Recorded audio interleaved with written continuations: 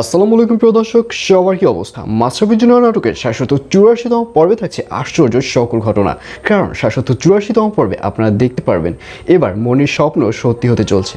অর্থাৎ এবার নোভাকে বাদ দিয়ে মনিকে খেলার সুযোগ করে দিয়েছে একাডেমিক কোচ স্যার।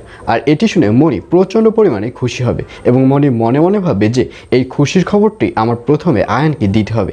আর এটি ভাবার সাথে সাথে আয়ানকে ফোন করবে মনি এবং ফোন করে আয়ানকে বলবে, আয়ান আমাকে মাঠে খেলার সুযোগ দিয়েছে।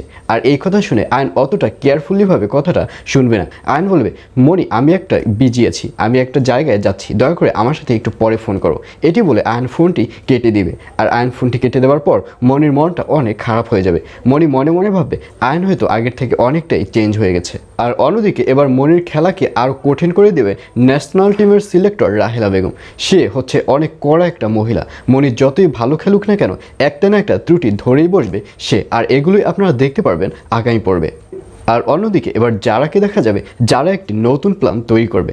যারা মনে মনে ভাবে সুজন তো একটু গাধা কোয়ালিটির লোক, দেখি ওকে একটু বাজিয়ে ও বাজি কিনা। আর এটি ভাবার পর এবার যারা সুজনের সাথে বিশাল এক তর্কের সৃষ্টি করবে।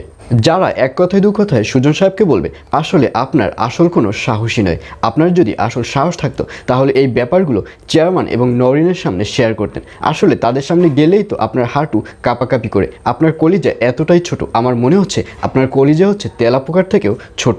আর এইসব কথা শুনে সুজন সাহেব প্রচণ্ড পরিমাণে রেগে যাবে। সুজন সাহেব বলবে, কি বললেন আপনি? এত বড় কথা আমাকে বলতে পারলেন?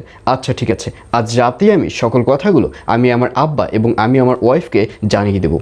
আর অন্যদিকে মাতবার সাহেবকে দেখা যাবে সে প্রচণ্ড পরিমাণে অত্যাচার শুরু করতে থাকবে মন্ডার প্রতি। কিন্তু মন্ডা কোনো প্রতিবাদই করবে না, কারণ মন্ডা মনে মনে ভাববে যে এখানে ইলেকশনে মন্ডাই জিতে যাবে। আর এজন্যই মাতবার সাহেব যত অত্যাচার করুক না কেন, মন্ডা মুখ বুঝে সব কিছু সহ্য করে নেবে। আর এছাড়াও থাকছে আরও আশ্চর্য সকল ঘটনা। সুতরাং সবাইকে মাশরাফি নাটকের আগামী পর্ব দেখার আমন্ত্রণ রইল।